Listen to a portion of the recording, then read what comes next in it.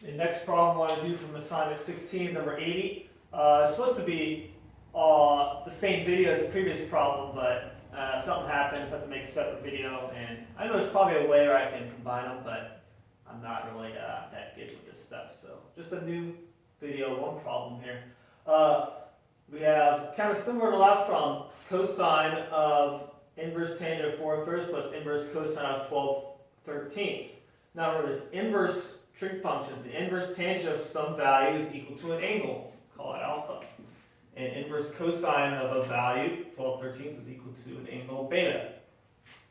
Now what's different about this problem from the last problem was previous problem, the values were special ratio values. We had 1/2, so sine is 1/2 at 30 degrees, value memorized. And cosine was inverse cosine of 0, cosine is 0 at 90 degrees. Again, an angle you memorize. But 4/3 and 12/13, those are not special values that you memorize for tangent and cosine.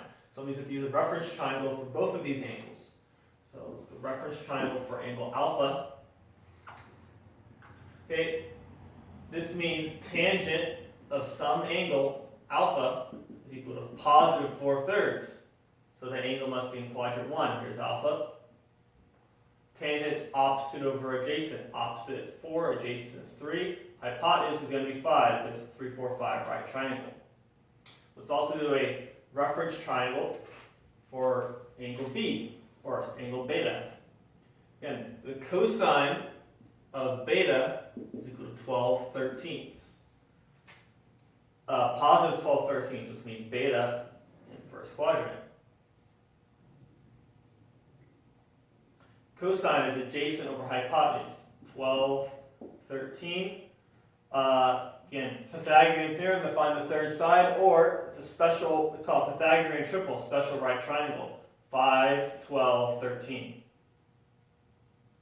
Okay, so now we have the cosine of angle plus angle. So our sum identity for cosine, that's going to be from your formulas, cosine of alpha, or cosine of the first angle, times cosine of the second angle, minus, right, if this is plus, it's opposite, minus here, sine alpha, sine beta.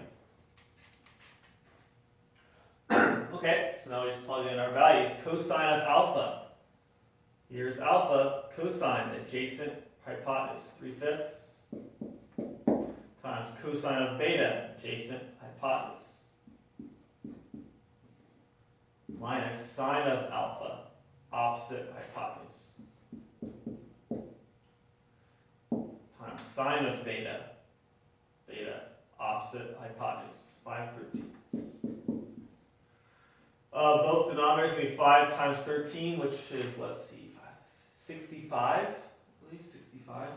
So, numerator is going to be, let's see, we got 36 minus 20, so answer is 16 over 65.